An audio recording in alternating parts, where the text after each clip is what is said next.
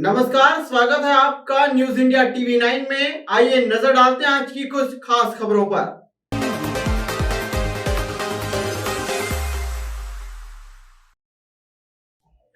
खंडवा शहर में शांति व्यवस्था कायम करने के लिए पुलिस प्रशासन अलर्ट मोड पर एक्टिव हो चुका है।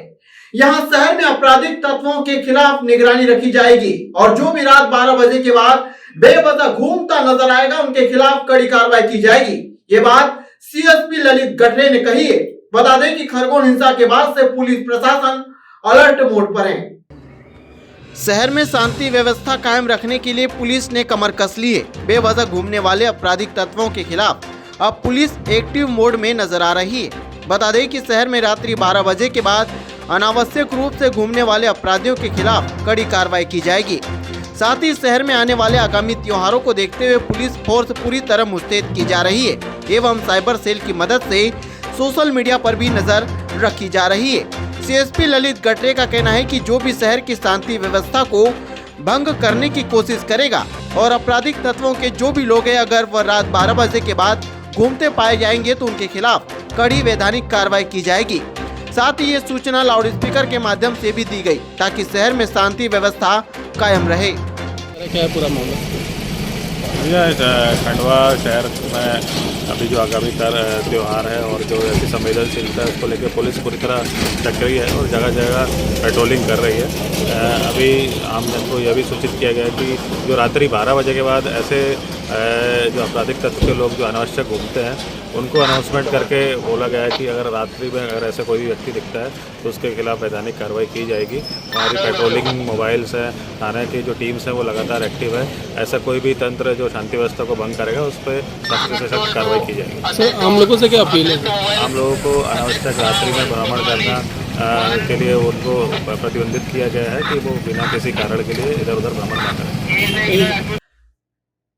खरगोन हिंसा में घायल हुए शिवम के माता पिता से मध्य प्रदेश के मुख्यमंत्री ने फोन पर बात की। शिवम के माता पिता को कहा कि आपकी बेटी की शादी हम करवाएंगे। साथ ही भरोसा दिलवाया कि जो भी मदद आपको लगेगी वो सारी मदद की जाएगी।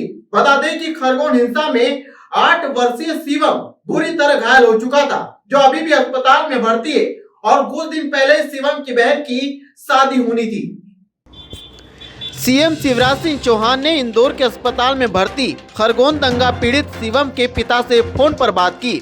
सीएम शिवराज सिंह चौहान ने शिवम के पिता के स्वास्थ्य का हालचाल भी जाना। शिवम के पिता ने सीएम को उनके स्वास्थ्य में सुधार की जानकारी दी। वहीं बता दें कि शिवम के पिता ने बेटी की शादी करने की बात मुख्यमंत्री से कही।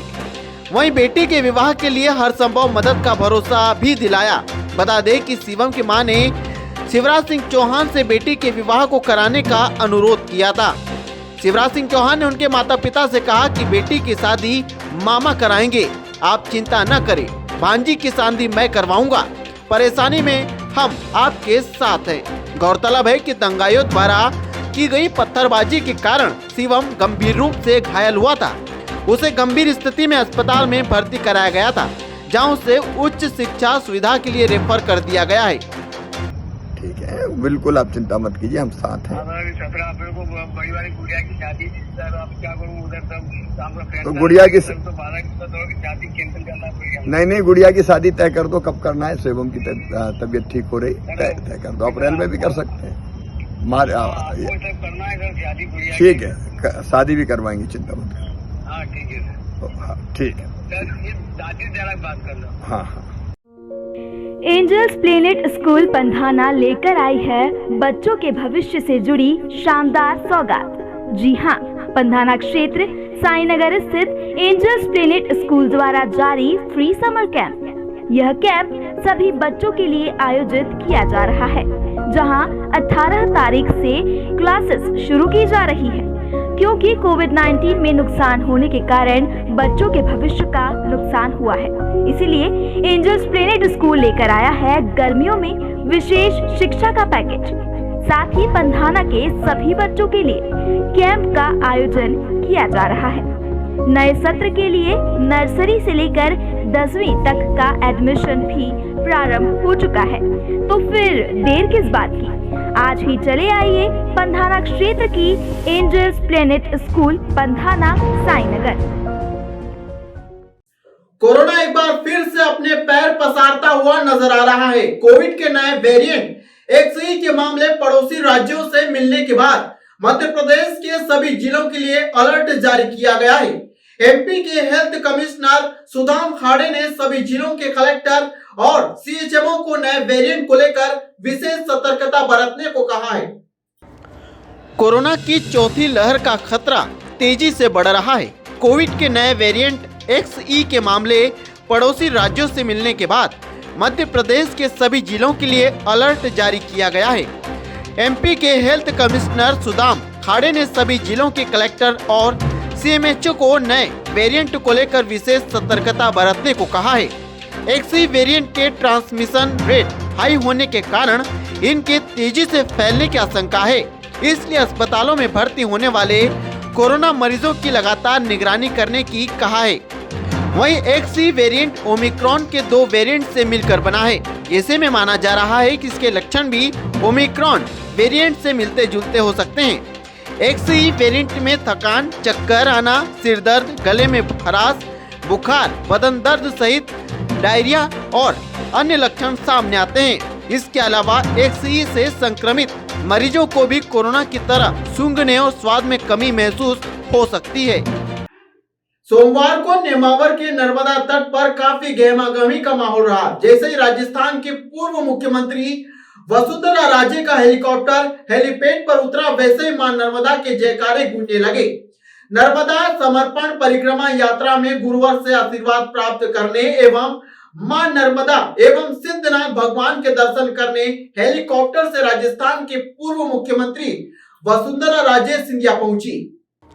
बता दें कि नर्मदा समर्पण परिक्रमा यात्रा में सम्मिलित हुई वसुंधरा राजे, जो कि राजस्थान की पूर्व मुख्यमंत्री रह चुकी है, उन्होंने कहा कि नर्मदा माई के दर्शन करने का, सिद्धेश्वर भगवान के दर्शन करने का और स्वयं गुरुदेव के दर्शन करने का मुझे आज मौका मिला। यह बात राजस्थान के पूर्व मुख्यमंत्री वसुंधरा राजे सिंधिया ने नेमावर के नर्मदा तट पर पत्रकारों से चर्चा के दौरान कही।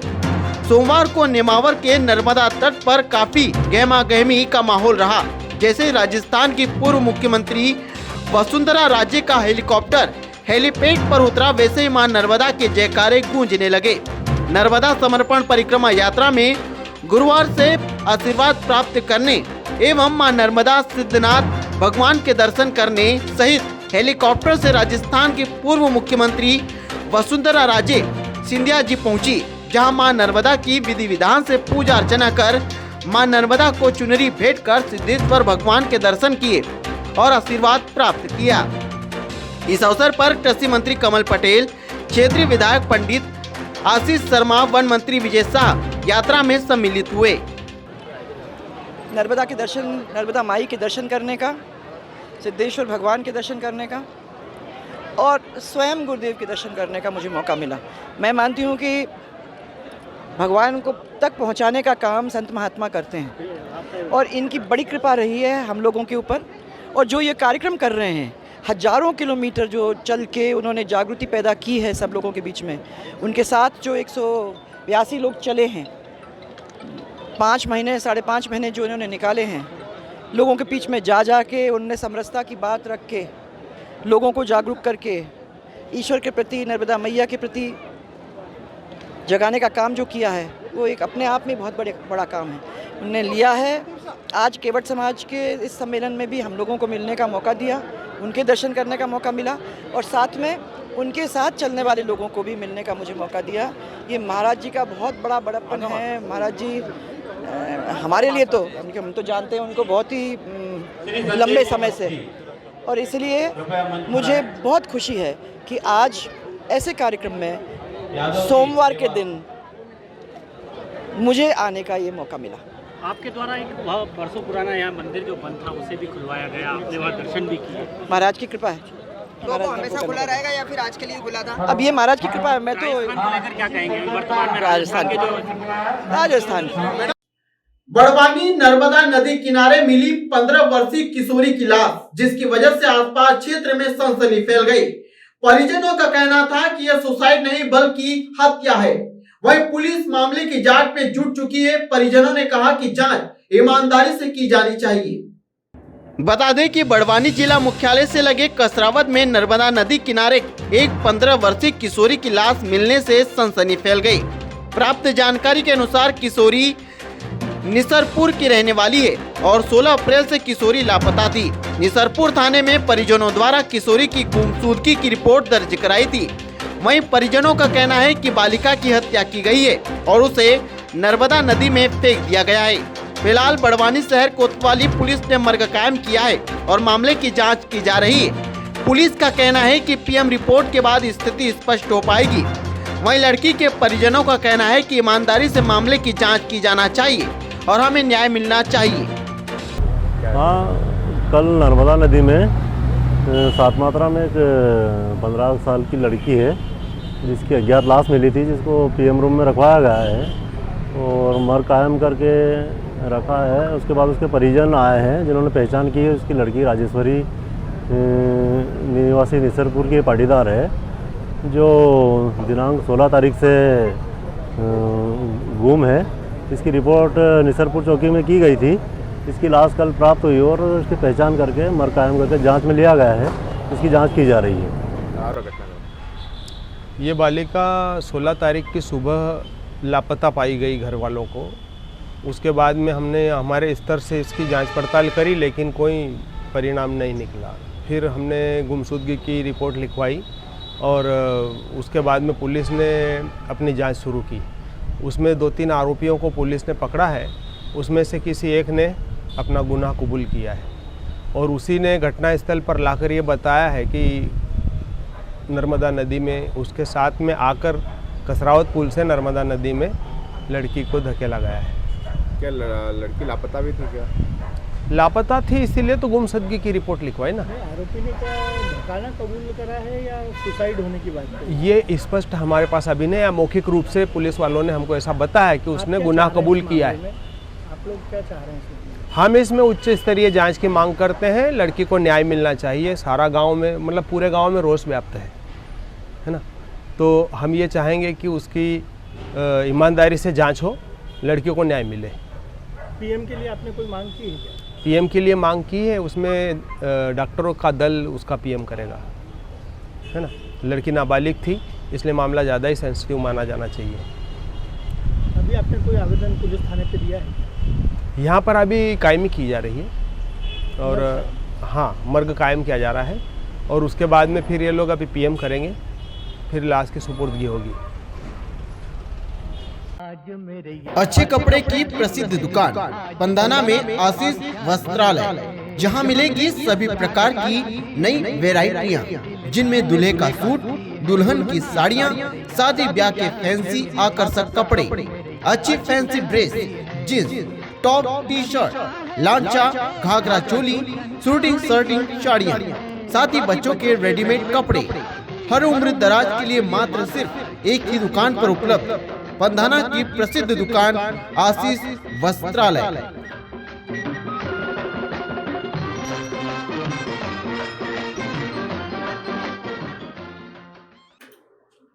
एक तरफ खंडवा में पीने का पानी नहीं है, दूसरी ओर नर्मदा पाइपलाइन बार बार फूट रही है, जिसकी वजह से लाखों लीटर पानी ऐसे बह जाता है। क्या खंडवा का किस्मत कभी बदलेगा या फिर ऐसे ही नजारे आए दिन लोगों को देखने को मिलेंगे? खंडवा में एक तरफ जहां कई स्थानों पर पानी की किल्लत का सामना करना पड़ रहा है, वहीं दूसरी ओर लगातार नर्मदा लाइन बार बार डैमेज होने की तस्वीरें और वीडियो सामने आती है। पाइपलाइन से निकलते पानी की यह तस्वीर आजापुर मचुंडी की है, जहां लाखों लीटर पानी ऐसे ही बर्बाद हो रहा है, जिसकी वजह से अब शहरवासियों को फिर से कुछ दिन के लिए पानी की समस्या से दो चार होना पड़ सकता है। हालांकि मामले की जानकारी मिलते ही प्रशासन इसे दुरुस्त करने की कवायद में लग चुका है, लेकिन बावजूद इसके 2 से 3 दिन नलों में पानी न आने की समस्या का सामना शहरवासियों को करना पड़ सकता है।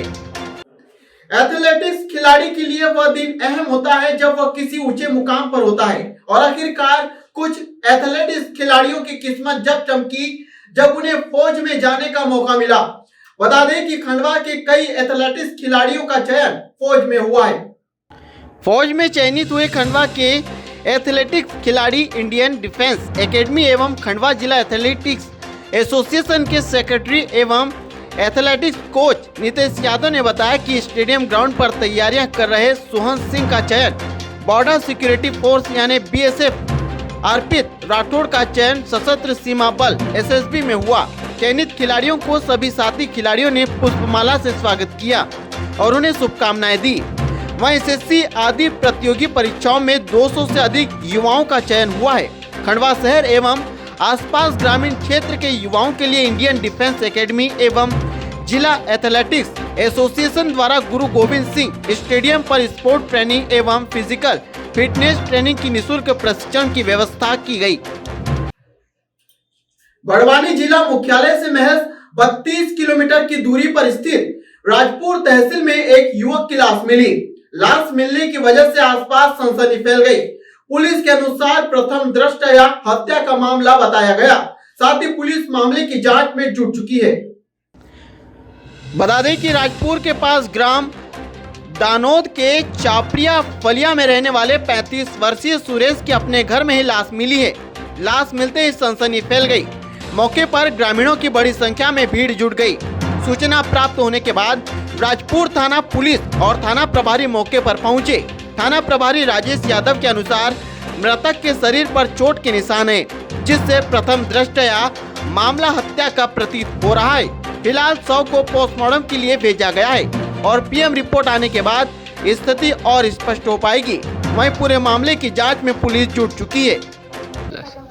ये थाने पर सूचना प्राप्त हुई थी कि दानोद में जो सुरेश बिलाला है, इनकी मृत अवस्था में अपने घर पर पाए गए। उस सूचना पर तत्काल में अपनी टीम के साथ आया और पूरा घटनास्थल देखा है। डेड बॉडी का भी परीक्षण किया गया है और डेड बॉडी पे जो चोट के निशान हैं वो प्रथम दृष्टया किसी के द्वारा मारने के प्रतीत हो रहे हैं और मामला जो है हत्या का प्रतीत होता है।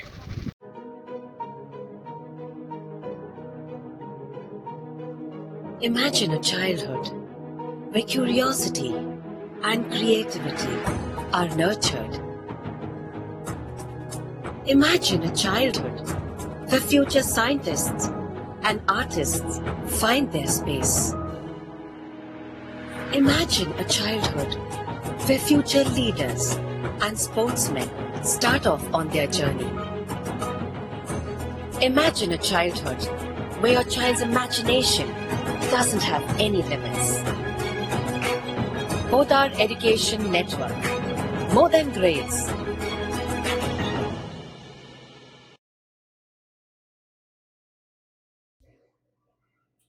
निमाड़ क्षेत्र में भागवत कथाओं का दौर चल रहा है। साथ ही ग्रामीण शहरी सभी भागवत कथा का श्रवण करने के लिए जाते हैं। वहीं बाबली में भी आयोजित 7 दिवसीय राम कथा में नन्हे बच्चों ने श्रृंगार कर किया भजनों पर नृत्य, जिसे देखने के लिए हजारों श्रद्धालु उपस्थित रहे। ग्राम बाबली में आयोजित 7 दिवसीय श्री राम कथा में 6वें दिन सोमवार को नन्हे बच्चे अलग अलग रूप में आकर्षक श्रृंगार के साथ पहुंचे। पंडाल में कथावाचक पंडित उमाशंकर डोंगरे द्वारा गाए भजनों पर बच्चे जमकर थिरकते नजर आए। बता दें कि बाबली में 13 अप्रैल से संगीतमय 7 दिवसीय श्री राम कथा का आयोजन रखा गया है, जिसमें सोमवार 6वें दिन श्रद्धालु पंडाल के अंदर भजनों पर जमकर थिरके। खंडवा शहर में महापुरुषों की कई ऐसी प्रतिमाएं होती है जिन पर धूल चढ़ी हुई नजर आती है, लेकिन शहर में कुछ सामाजिक लोगों द्वारा इन मूर्तियों की साफ सफाई की जा रही है। बता दें कि भारतीय जनता युवा मोर्चा द्वारा विभिन्न महापुरुषों की प्रतिमा की सफाई कर माल्यार्पण किया गया, जो वाकई में समाज के लिए एक प्रेरणा देने वाला काम है। भारतीय जनता युवा मोर्चा द्वारा आज विभिन्न महापुरुषों की प्रतिमा पर साफ सफाई की गई एवं माल्यार्पण किया गया।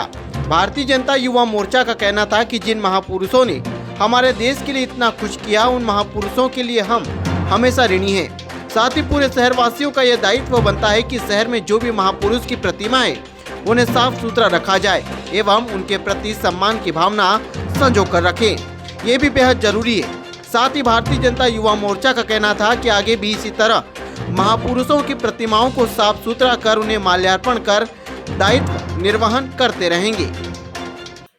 शासकीय हायर सेकेंडरी स्कूल बोरगांव बुजुर्ग में सोमवार को विद्यार्थियों और टीचर स्टाफ की योग्यता जांचने के लिए मध्य प्रदेश निदानात्मक आंकलन लोक शिक्षण संस्थान भोपाल के निर्देश पर विद्यार्थियों की परीक्षा ली गई।